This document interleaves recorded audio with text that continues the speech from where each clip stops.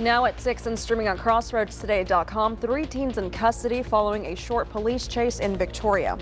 And a traffic stop in Fayette County leads to the arrest of 2 people. Plus, new razor wire is being installed along the banks of the Rio Grande in an effort to prevent migrants from crossing illegally. Well, the rain has begun. We had a nice little band of rain, about 1/4 of an inch that came through the city. This is going to be sort of sloppy tonight and tomorrow. Tomorrow evening, however, the big front comes in. We'll be talking about how much rain we're going to get out of that coming up in just a moment. Plus, Yoakum Athletics hit the hardwood to ease some families' hardships. I'll have that in sports. You're watching 25 News now at 6. Good evening and thank you for joining us. I'm Karina Garcia. Don Brubaker has the night off. This afternoon around 2:30 p.m., Victoria police arrested 3 juveniles after they led them on a chase in a stolen vehicle. This included a 13-year-old and a 14-year-old male who had been taken into custody. The third person included a 14-year-old male who was arrested shortly after. Officers spotted the stolen vehicle, a Jeep Renegade, near the 33,000 block of Mistletoe Avenue and attempted a traffic stop before they were led on a short chase. The Jeep then pulled into Enchanted Garden Apartments, where one eyewitness says they tried to get away by almost crashing into the fence. That's when they fled on foot and ended up at the Holiday Acres complex. Literally, I was out here, like right over there, and I heard the car kind of coming around the corner, literally speeding. And as soon as they stop, the cop comes around the corner too, and they literally jump out the car, hop over the fence, and they like just took off. And they were telling them to stop and stuff, and of course they weren't stopping, but they didn't even put the car in park or anything. They just let it get in the fence. They look like kids, honestly, like kids, like young kids, like maybe young 20s. Driver of the vehicle, one of the 14-year-olds, was charged with unauthorized use of a motor vehicle, evading arrest or detention in a vehicle, and evading arrest or detention on foot. The other 2 juveniles face a charge of evading arrest or detention on foot. Their identities have not been released. On Tuesday at around 1:25 p.m., authorities made a traffic stop on I-10 westbound on a 2023 white Chevrolet Silverado pickup. A male driver and male passenger had been inside the vehicle. After receiving consent to search the truck, authorities noticed a spare tire had been tampered with. One officer scanned the tire and found several bundles inside. The total amount of cash bundles seized had been over $199,000. Now, authorities arrested the driver of the truck, 34-year-old Alvarado Luna Guerrero of Edinburgh. He's charged with felony money laundering and was taken to the Dan R. Beck Justice Center. Authorities also arrested the passenger in the vehicle. That's 19-year-old Salvador Games. He's also facing a felony money laundering charge and was taken to the Dan R. Beck Justice Center as well. And now let's pause on the news and take a look at the forecast with Chief Meteorologist Mac Perez. Thank you very much. Good afternoon, everybody. Well, the holidays are here, and for those of you that are going to be driving around, we've just had light rain up and down the coastal bend right about here. So far, so good in Austin, San Antonio, and even Dallas as of today. But here's the big one. If you happen to be driving out to the West Coast, you're going to be running into some heavy rains from El Paso all the way to LA. That's what's going to be here on Saturday night, and that's what's going to make it a little damp. But when does it leave is the question, and we'll have that answer coming up in just a moment. Back to you. Mac, thank you. Now to the crisis at the border that is intensifying. December is now on track for the highest number of Border Patrol apprehensions ever recorded. And in Washington, the pressure to find a solution is growing, but negotiations remained gridlocked. For a solution along the southern border growing. CBP closing down a number of border entry points across the Southwest in an effort to slow crossings and process migrants as apprehensions at the border are reaching records. ABC News sources say Border Patrol has apprehended on average more than 9,000 migrants daily. We're going the absolute wrong direction. This following pushback to Texas Governor Greg Abbott's new law that allows police to arrest people they suspect entered the U.S. illegally. Governor Abbott now flying migrants to Chicago after officials there began impounding some of the buses Abbott used to send migrants to sanctuary cities. Cities like Chicago and New York, they've had it.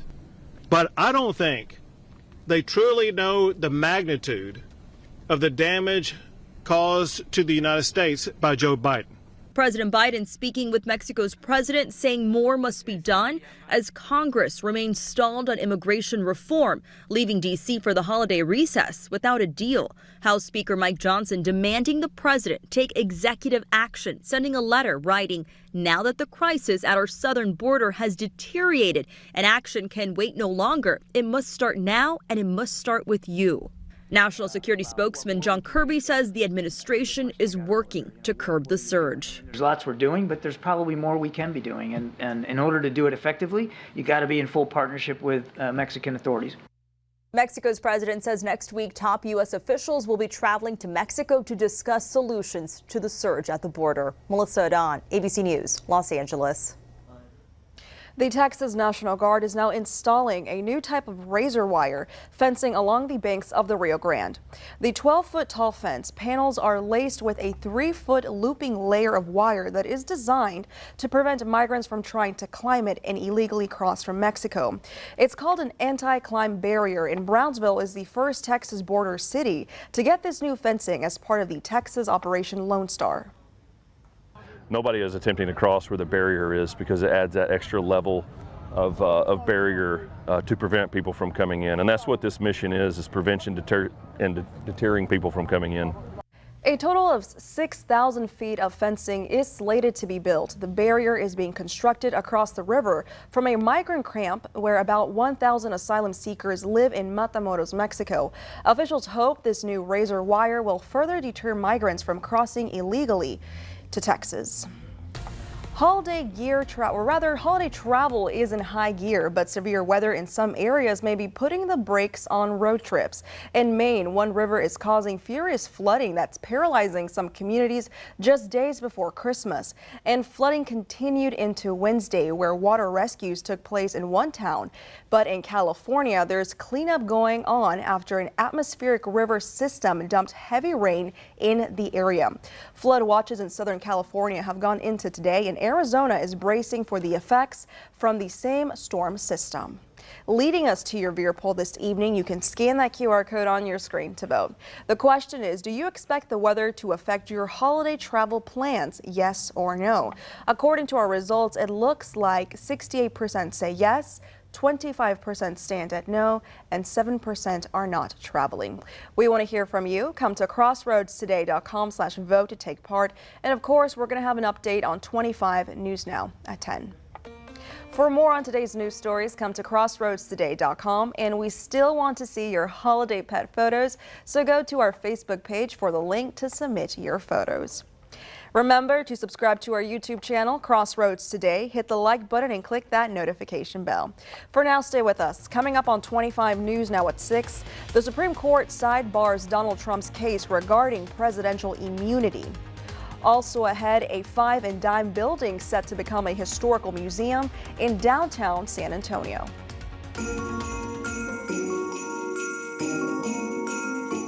My favorite holiday song is Jingle Bell, Jingle Bell.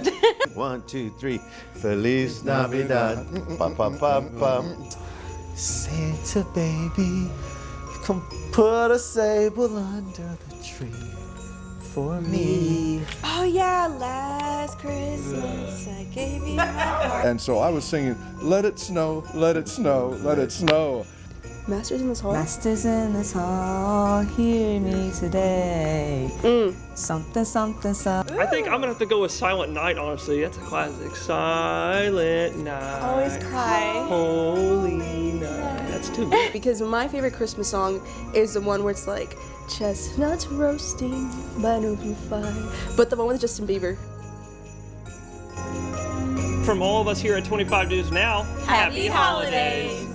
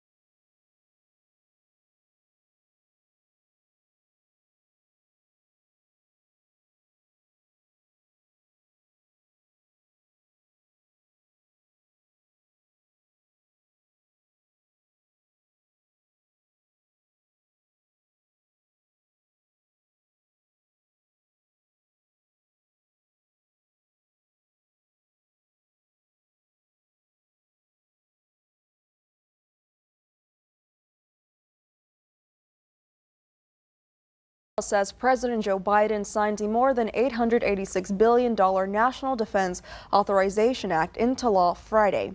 The defense policy bill provides the largest raise for service members in more than 2 decades. The nearly 3,100-page bill was passed by both the House and Senate. The Supreme Court will not immediately decide if Donald Trump has immunity for challenging his 2020 election loss. At issue in the case is if a former president is absolutely immune from federal prosecution for crimes committed while in office. If Trump were to win on this threshold issue, the charges would be dismissed. If he loses, the legal proceedings would continue. Now, a historic African-American museum in downtown San Antonio has hopes of becoming one of the largest cultural centers in the South. Now, it just needs to raise $1 million to reach that goal. In another 2 years, there'll be much more to see than the Art Deco facades of the Crest and Grant department stores of long ago. Our historian said, you know, this is going to be the museum that San Antonio didn't know they needed, but will realize they want. Having outgrown where it is now in La Vita, SACAM, the San Antonio African American Community Archive and Museum, is sure to have plenty of room here. CEO Deborah Omowale Jarman began our tour at what someday will be the main entrance welcoming visitors to the new cultural center, museum, and much more detailed in the plans for what's to come. Jarman says they include a research library in tribute to the late Carrie Lattimore, a respected history professor at Trinity, who wanted the Crest building to become a civil rights institute. We will have an emphasis on civil rights. How can you not? After all, she says, Crest was the first in San Antonio to peacefully desegregate its lunch counter in March of 1960. Here near the entrance, there will be a historic interpretation of a lunch counter from that era that will actually serve food prepared by Black chefs. In a spacious setting meant to bridge the past and the present. About 12,000 square feet of just on this level of exhibition galleries. With more than 100,000 square feet in all. So there isn't an African American museum in Texas this large. And they say possibly one of the largest in the South. Jesse Degollado, KSAT 12 News. Well, good afternoon, everyone. Well, it's 68 degrees, a little on the warm side, wouldn't you say? We had the rain, and we've got more rain coming. As a matter of fact, we're going to be watching for that big storm on the west coast. 74 was our high today, 62 the overnight low, not exactly winter type. We're officially in winter now. And officially at the airport, we had 0.12 of an inch of rain, but I believe that that's probably going to be on the increase. Now, when is the biggest rain and when is the real stuff coming in? That'll be Saturday night, and we'll talk about it and show you what you can expect as we get into Christmas weekend. All that coming up in just a moment.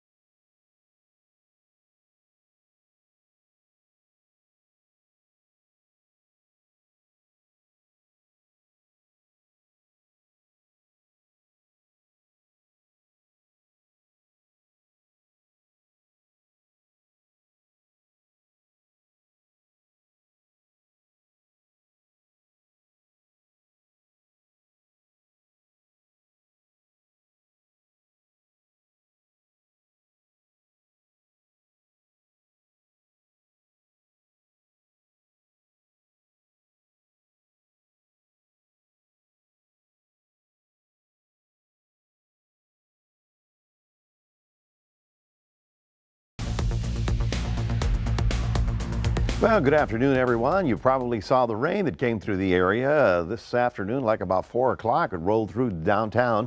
Now we're looking at, shall we say, more widespread shower activity for the rest of the night. And then we wait for the big stuff, all right? You can see the activity right about now. Here's Victoria, 77 northbound. As you can see it all the way up to the Cuero area. And also more coming up. So this is going to be, shall we say, a widely scattered shower evening. Tomorrow, though, things get real complicated. This is, shall we say, part of the system, but not the system. The main event is on the West Coast. Yes, this is our big storm that produced all kinds of problems to LA and the Southwest. Now it's already crossing into Yuma. The heavy rains rolling into Tucson, Phoenix, and Albuquerque is going to be getting some big stuff too. Anybody traveling west, you're going to be dealing with that. This is a rainmaker, not so much a snowstorm, and that is going to have to do with us later on as well. Now here is the last 24 hours of rainfall total. Here's the city. You can see on our scale here up to a ½ inch in the dark green and more than ½ inch in the bright green. So you can see, so we've already had some pretty good rain around the area. We're going to be seeing more of that to come, and that's going to be the interesting part. But the most interesting part is, when does it leave, right? And I have the answer. There you see how up in the Fort Worth area, they really got hammered with up to 2, 3, and 4 inches of rain up there. So we see our Doppler radar, which is active right now without the clouds. You can see how we have shower activity pretty much around the crossroad. And then I'm going to go all the way to the West Coast, because you can see here very clearly El Paso is right about here. So the storm is about to get into Texas. Big storms occurring right now down south, southern New Mexico, and Arizona is getting some thunder showers with lightning. This is a serious problem, because they're going to be getting flooding out of this, and obviously in the deserts don't absorb the water very rapidly. So now, how much rain will we get over the course of the next couple of days? Here's what Future Tracker says. Here's the city, and you can see how up to the green is 1 inch and up to 2 inches in some spots. So we could see some significant rain, especially when? Saturday night. All right, let me show you why Saturday night. We start with Future Tracker this evening. We go forward into Saturday. Saturday morning, you can see we still have some scattered activity, but the front is here. Then we go Saturday night. You can see how the front starts pushing into central Texas, and that's when we have our maximum lifting. That's when we're probably going to get the heaviest activity. And then by Saturday, or rather Sunday, we still get rain, but by Sunday afternoon, I do believe the winds will shift around a little bit earlier than earlier expected, and that by certainly Monday, we're going to be looking really nice as all of that starts pulling away and we get a northwest wind behind it, so the kids can go outside and play. You know, that's important. 64 to 71 tomorrow in Port Lavaca, cloudy with rain showers. Tomorrow in Cuero, 63 to 71, cloudy with rain showers. And here's our 7-day outlook, looking for stormy weather Saturday night into Sunday morning, and then Sunday afternoon it starts pulling away. Monday is looking pretty good, so is Tuesday and Wednesday, with cooler weather and a nice northwest wind. That is your 7-day forecast. Reminding everybody, we do have a QR code. Love for you to scan that, put Crossroads Today on your phone. Here's Karina. Thanks, Mac. And now here is Zach Brown with your sports. The Cowboys try to kick their road woes, and the Spurs continue to sputter. I'll have that in sports.